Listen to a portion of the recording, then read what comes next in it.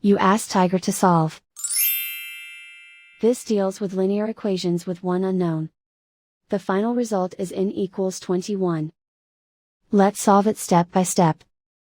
Group all constants on the right side of the equation. Subtract 42 from both sides. Simplify the arithmetic.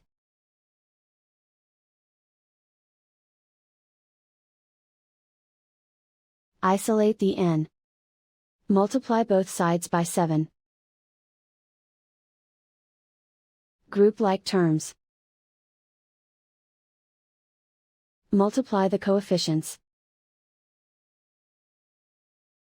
Simplify the fraction.